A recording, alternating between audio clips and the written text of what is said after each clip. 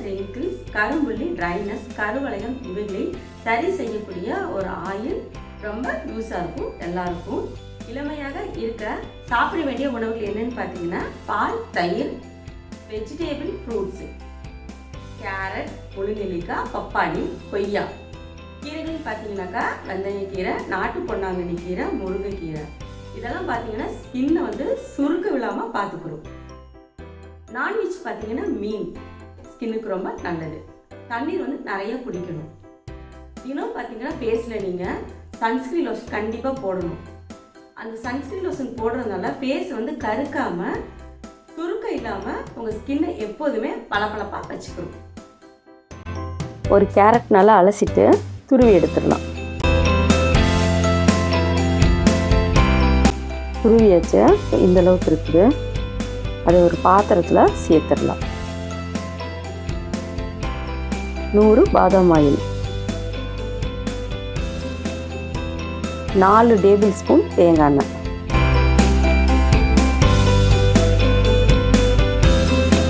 ஸ்டவ்வை சிம்லேயே வச்சு நல்லா மிக்ஸ் பண்ணணும்.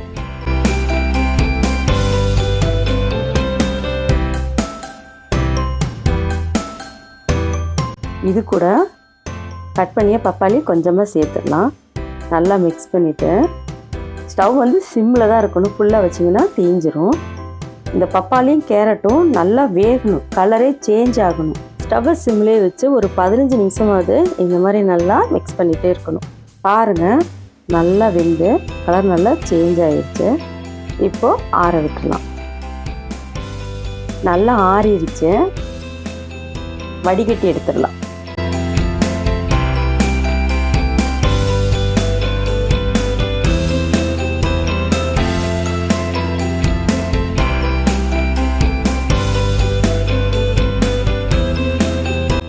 நல்லா வடிகட்டியாச்சு. விட்டமின் இ டேப்லெட் 2 சேர்த்துடலாம்.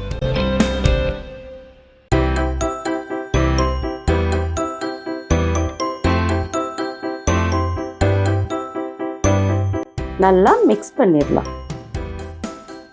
ஒரு பாட்டிலில் சேர்த்துடலாம்.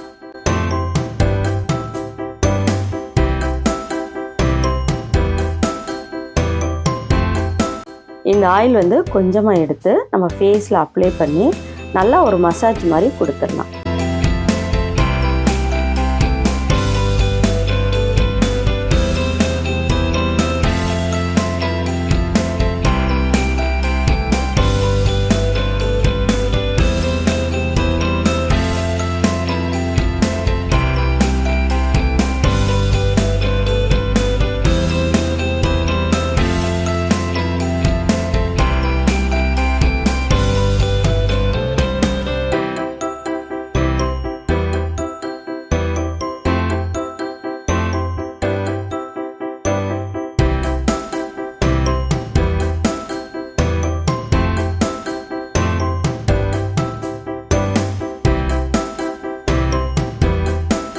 ஒன் ஹவர் விட்டுட்டு நம்ம ஃபேஸ் வாஷ் பண்ணிடலாம் அல்லது குளிச்சிடலாம். இந்த மாதிரி நம்ம வாரத்தில் ஒரு 3 நாள் 4 நாள் செஞ்சுன்னு பார்த்தீங்கன்னா ஃபேஸில் உங்களுக்கே நல்ல ஒரு டிஃப்ரென்ஸ் தெரியும். ஃபேஸில் வரக்கூடிய ட்ரைனஸ், கருவளையம், wrinkles எல்லாமே கிளியர் ஆகும்.